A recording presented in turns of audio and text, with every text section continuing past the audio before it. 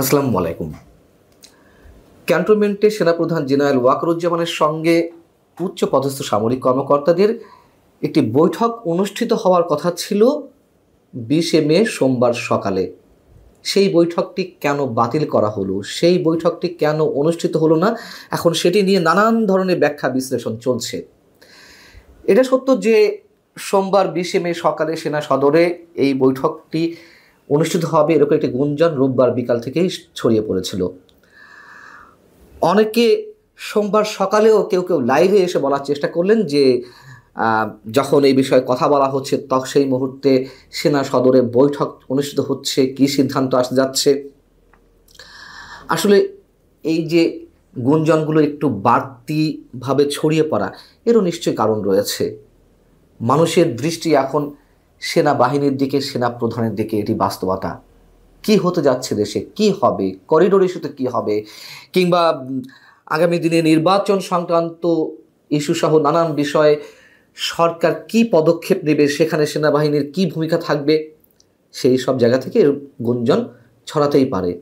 আমি নিজেও আপনাদের জানিয়েছিলাম যে সোমবার 20শে মে সকালে এরকম একটি বৈঠক অনুষ্ঠিত হতে যাচ্ছে। গুঞ্জন আকারেই আমি শুনেছিলাম, সেটিও বলেছি। এবং গুরুত্বপূর্ণ কোনো সিদ্ধান্ত আসতে পারে, বিশেষ করে করিডোর ইস্যুতে। যেটি আমি কনফার্ম হলাম একেবারে বিশ্বস্ত জায়গা থেকে, যে বৈঠকটি আসলে সোমবার ছিল না, এটি মঙ্গলবার সকালে 21শে মে সেনা সদরে অনুষ্ঠিত হবে। সেখানে উচ্চপদস্থ সামরিক কর্মকর্তা থাকবেন। এবং এই যে বৈঠকটি, আমি এটিও বলেছি, এটি একটি রুটিন বৈঠক। সেটি 20 তারিখ হোক বা 21 তারিখ হোক, সেটি একটি রুটিন বৈঠক। তবে অবশ্যই গুরুত্বপূর্ণ উচ্চপদস্থ সামরিক কর্মকর্তা সেখানে উপস্থিত থাকেন। সেইখানে স্পর্শকাতর যে ইস্যুটি এখন সবচেয়ে বেশি মানুষের মুখোমুখি আলোচনায়, করিডোর ইস্যুতে সেনাবাহিনীর ভূমিকা কি হবে, বা এটির পক্ষে বা বিপক্ষে সেনাবাহিনীর অবস্থান কোন পর্যায়ে থাকবে, সে বিষয়ে নিশ্চয় আলোচনা উঠে আসতে পারে।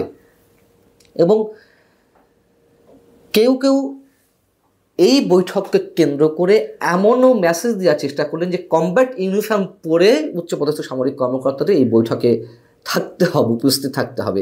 আমি সে বিষয়েও বলেছি যে কমব্যাট ইউনিফর্ম বা যুদ্ধ পোশাক, এটা তো সাধারণ পোশাক সেনা কর্মকর্তা বা সেনা সদস্যদের।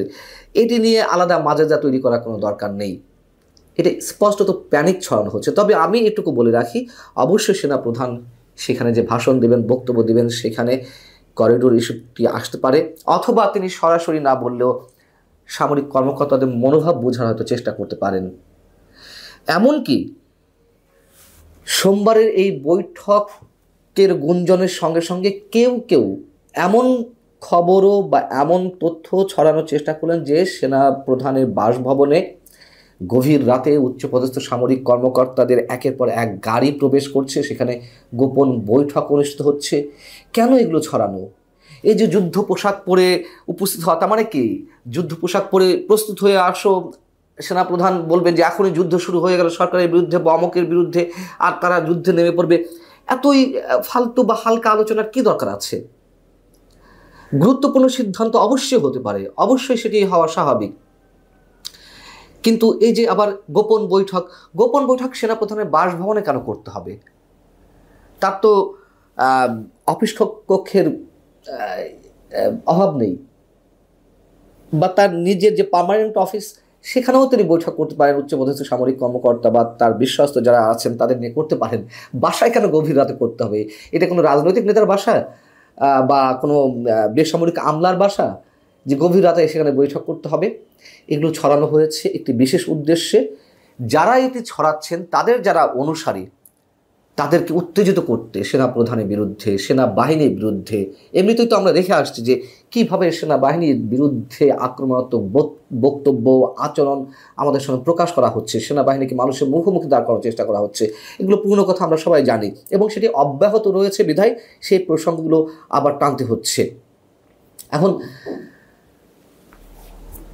যে কথাটি আবার একটু স্মরণ করিয়ে দিতে চাই, সরকারের একটি অংশ বা সরকার তো করিডোর দিতে চায়, প্রাথমিক একটি নীতিগত সিদ্ধান্ত নিয়ে বসে আছে। সেটি সরকারের বিভিন্ন পর্যায়ের নীতি নির্ধারণী পর্যায়ের যারা রয়েছেন ব্যক্তি, তাদের মুখ থেকে বেরিয়ে আসছে। এবং এর বাইরে যারা ইন্টারেস্ট গ্রুপ রয়েছে, সরকারের সুবিধাভোগী একটি গোষ্ঠী এবং এই বাংলাদেশকে নিয়ে যারা ভয়ঙ্কর ষড়যন্ত্রে লিপ্ত হয়েছে, তারা অনেকে নিজেরাই জানেন না যে তারা কি চান, কিন্তু উত্তেজিত করতে তাদের পারদর্শিতার কোনো অভাব নেই, কমতি নেই। এরা যে করিডোর ইস্যুতে একেবারে একাট্টা, যে কোনোভাবে হোক দিতে হবে, সেটি কেন? তারাও জানে আসলে যে বাস্তবতা কি হবে। একটা যুদ্ধ অবস্থা তৈরি হবে, একটা চরম উত্তেজনাকর পরিস্থিতি তৈরি হবে, এবং যত বেশি এটি হবে তত বেশি তাদের জন্য লাভজনক। নির্বাচন নিয়ে টালবাহানা করা যাবে, যুদ্ধাবস্থা বা এরকম একটু গরম গরম অবস্থায় কীভাবে নির্বাচন সম্ভব? ক্ষমতা দীর্ঘস্থায়ী করা যাবে, তার এক ধরনের পরিকল্পনা তো আমরা বিভিন্ন জায়গা থেকে বিভিন্ন ধরনের গুঞ্জন আকারে শুনতে পারছি।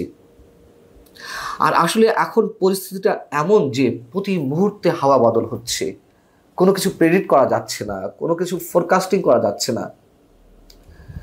তবে অবশ্যই আমাদের এই ধরনের প্যানিক ছড়ানোর কতটা প্রয়োজন রয়েছে, যারা আমাদের আসলে কোনো ধরনের স্বার্থ নেই, শুধু দেশের মানুষ ভালো থাকুক, আমরা ভালো থাকি, আমাদের দেশটা যেন ভালো থাকে, সেই জায়গা থেকে অবশ্যই আমাদেরও চোখ কান খোলা রাখার অবশ্যই বিষয় রয়েছে, সতর্ক থাকার বিষয় রয়েছে। এই বাংলাদেশকে নিয়ে যে আন্তর্জাতিক শক্তিগুলো ভয়ঙ্কর একটি খেলায় মেতে উঠেছে, এটিও পুরনো কথা। তবে আরেকটি কথা আবারও মনে করিয়ে দিই, এই করিডোর ইস্যুতে যারা যে আন্তর্জাতিক শক্তিগুলো বাধা হয়ে দাঁড়াবে, রাশিয়া, চীন, ভারত, তারা কিন্তু তাদের পরিকল্পনা অবশ্যই এর মধ্যে নিয়ে রেখেছে। তারা কি করতে চায়, এ ধরনের কোনো পরিস্থিতি হলে, বাংলাদেশের মধ্যে দিয়ে রাখাইনের উদ্দেশ্যে কোনো করিডোর দেওয়া হলে, এবং এর বাইরেও তারা আরও অনেক ধরনের পথ নকশা এঁকে রেখেছে। সেটি আমাদের সরকার বুঝতে পারছে কিনা জানি না, হয়তো বুঝতে পারছে, তারপরেও সরকার তার মতো করে এগোবে এবং এগোচ্ছে। সেটা তো সরকারের সংশ্লিষ্ট যারা দায়িত্বশীল ব্যক্তি, তারা নিজেরাই নিজেদের নানান ধরনের বক্তব্য ফুটিয়ে তুলছেন। কে কী ভাবলো কিছু যায় আসে না, অথবা এই সরকারের সব ধরনের সিদ্ধান্ত নেওয়ার এখতিয়ার রয়েছে, সেই ধরনের ম্যান্ডেট রয়েছে। এই কথাগুলো ছড়িয়ে মানুষকে উত্তেজিত করা হচ্ছে কিনা, মানুষের চোখ ডাইভার্ট করা হচ্ছে কিনা, সেটিও আমাদের দেখার বিষয়, বোঝার বিষয়।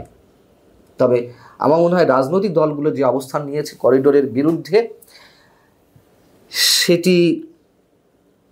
সেই ভয়েসটা আরও একটু শক্তভাবে ছড়িয়ে দেওয়া দরকার,